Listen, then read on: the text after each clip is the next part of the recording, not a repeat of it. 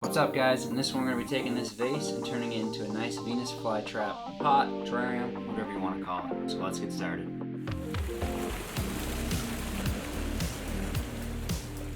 Now firstly, if you don't have a little jar like this at your house, any pot or anything like that's going to work. Since I did just pick this up this morning, it is a little bit dirty, so we're going to give it a clean. And it's clean. So in any terrarium, the first thing that you're going to want to add is going to be a drainage layer. For this one, all I've got is just some nice cheap aquarium gravel, premium aquarium gravel. This is going to allow the water to settle into the gravel instead of just sitting in the substrate. Now we're going to make this drainage layer fairly thick for this, just because we're going to have quite a bit of substrate in there. And the substrate's a little bit different than most planted tanks or planted pots that you're going to use. Just because this is for a Venus flytrap. Venus flytraps typically live in super acidic, poor nutrient soil. So you don't want to have too much fertilizer or anything too crazy in this soil, because these plants actually get their nutrients from all the insects and things that they digest and or eat, however you want to look at it. So this substrate's actually going to just be a mix of sand and sphagnum moss. So we're going to do about 1 part sand to 2 parts sphagnum moss. So that's roughly 1/3 sand, 2/3 sphagnum moss. And we're just eyeballing this. It doesn't have to be perfect. Now we'll just add a little bit of water so we can start mixing this together.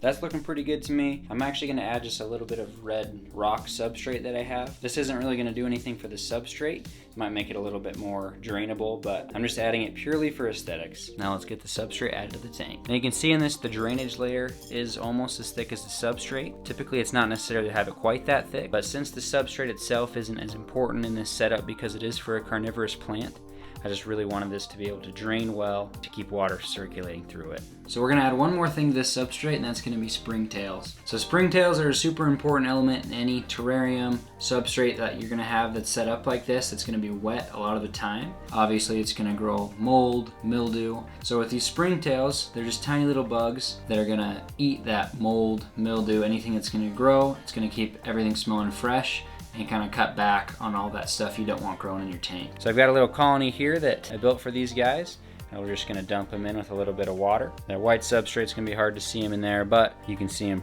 in here. Tons of tiny little white bugs there. All right, now we got our terrarium pot.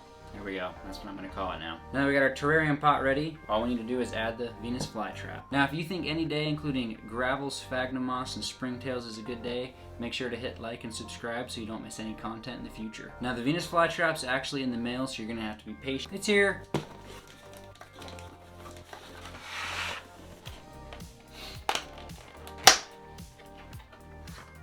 Wow, very nicely packaged.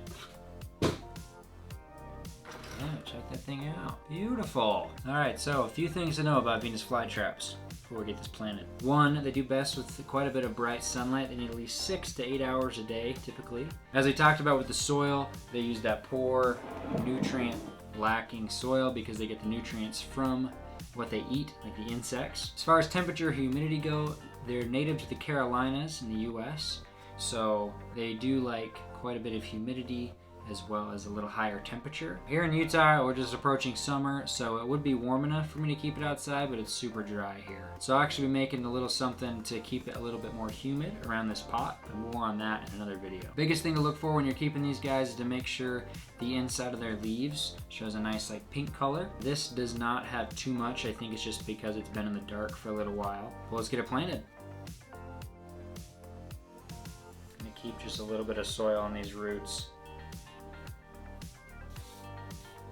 And there we have it, the Venus flytrap terrarium pot. Cue the cinematic footage.